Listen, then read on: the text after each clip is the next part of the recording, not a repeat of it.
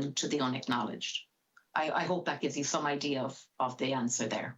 Thank you very much. Thank you very much for your evidence. So we'll now go to Holly Kearns. Thank you, Chair. And first of all, I'd like to thank all of you for taking the time to appear before the committee today. Your insights are invaluable in helping us understand the lived reality of disability and discrimination.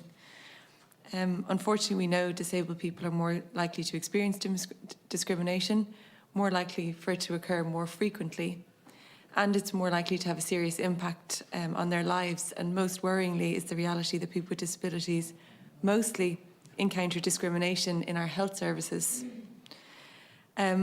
My questions are for the Irish Thalidomide Association. I don't think there are words for everything that you've endured across your lives, and most especially for the discrimination you've all faced at the hands of the state. At all stages, all you've asked for is justice. Your statement today, I suppose, in reality is a list of how the state and successive governments have failed you with references to the CRPD. In your opening statement, you discussed the failure to provide for equality under the law, and you reference Article 5.1, that all people are equal, and how that's failed you. It seems to be fundamental to the disgraceful treatment. So if it's okay, I wonder, would you mind elaborating on how you and other survivors have been failed by this principle and the impact that it's had on your lives? And then if there's time, Chair, I have another question. It's kind of in the hope that some good can come out of this meeting, and I know oftentimes we have people coming before committees all the time, and ultimately something has to come from that if you take the time to appear before us. So would you mind outlining the supports that you receive at present and the gaps, the unmet needs there, and what changes are needed in the services to appropriately meet your needs? Because I suppose it would give us an insight into, as well, because you referenced the principles of the Convention of the Rights of People with Disabilities, and something we discuss a lot on this committee is the need to ratify the optional protocol in relation to the UN Convention. And we have heard from the Irish Human Rights and Equality Commission and the UN Special Rapporteur on Disability that we can ratify tomorrow. So I just think when we have these public hearings, it's important for us, in the context of your lived experience, what difference that would actually make when we hear about everything that's going on and how outrageous this is, that if the UN Convention was ratified and the state was obliged to meet your needs, just how much of an impact that would have, and what needs would actually be met that aren't being met at present. Okay. Who wants to take Jackie. it? Jackie? Yeah, okay, I'll do my very best to address your questions, Holly. And first of all, I'd really thank you for your questions. They're insightful and show a depth of understanding and respect for our position in the Irish Thalidomide Association, and that is indeed most helpful.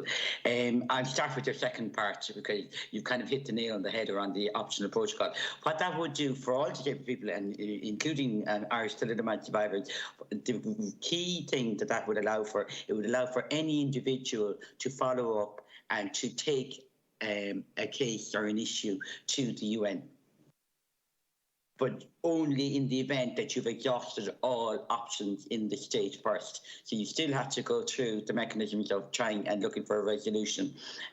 So of course it would be hugely helpful. It would also allow for people to come together, though there's no such thing as class actions under Irish the legal framework, and you know that better than I would.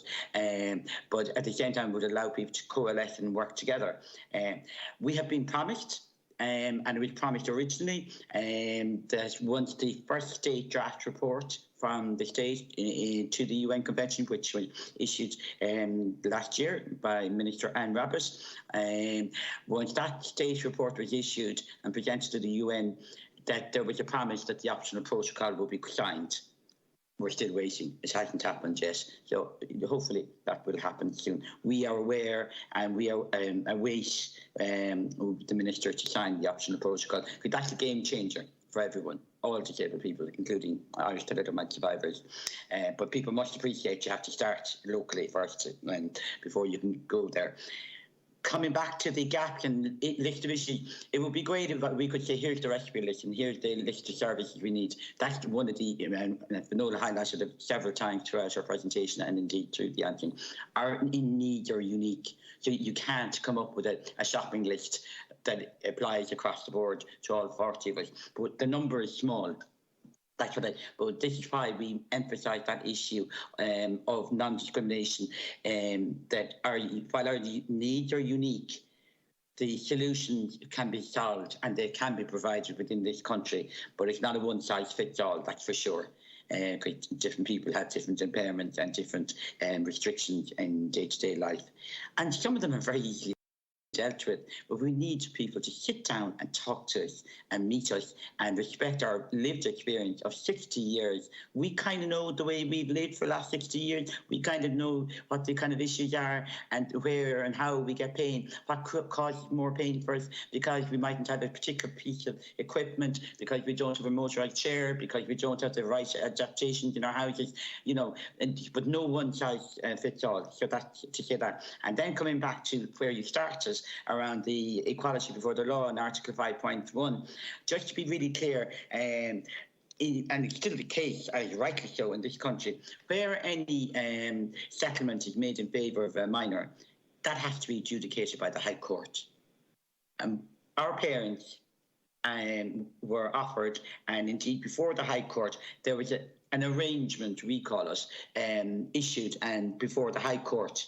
But the problem was it was never ruled upon. So that settlement, in inverted commas, that was offered and given to our parents, albeit very small sums of, sums of money, that was never ruled upon by the High Court. So that's one of our big issues in that sense. So, but that's an issue we can't really speak anymore to today, just to be clear about it. But it's just for historical fact. So our equality before the law, we don't believe that we have experienced that yet as adults now at 60 years of age. So they would be the main factors that I would like to bring to your attention. With inequity, lack of access, geographic inequity, and Finola was quite right around, there are other experts around the world and we need to have access to those as appropriate for both the acknowledged and the unacknowledged thalidomide survivors. Thank you.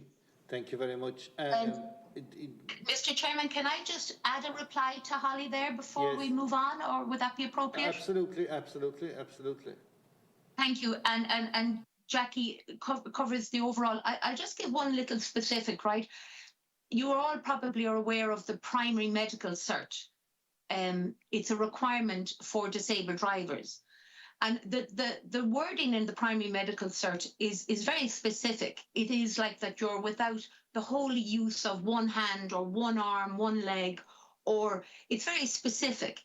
And we have found that ridiculously, because of the variety of disability in our arms, and especially in some of our members, that you can't say they don't have, the whole arm is missing. But when you see how catastrophically disabled it is, it was ludicrous that the person would be failed to get the medical cert so that they could be allowed to qualify as a disabled driver. And let me tell you, just the simple fact of small adaptations or even being able to purchase an automatic car with our arms is such a basic, simple thing. I know myself, when I used to try to drive manual, you know, the good arm had to come over to change the parking brake, etc., etc. It was a game changer to qualify to become a disabled driver.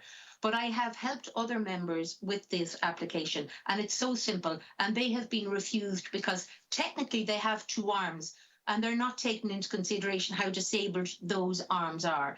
And that simple fact for such a small group would be a game changer. And then just the other thing is the services of the county councils in particular, they are the people who might have the grants for adaptations. And because of lack of funding in the social or the county councils all around the country, we actually almost have no evidence of any thalidomide survivor qualifying for some of those grants. And I will have to say that in fairness to the Department of Health, there are attempts to help on certain things. Some of us have got a few different items. But you have ludicrous situations, for example, where somebody with virtually no arms or little fingers from their shoulders, for example, they are getting some house adaptation in the help with motorised. They can use their teeth and they can use some of their fingers to use motorised, like a television remote control to open and close curtains or blinds.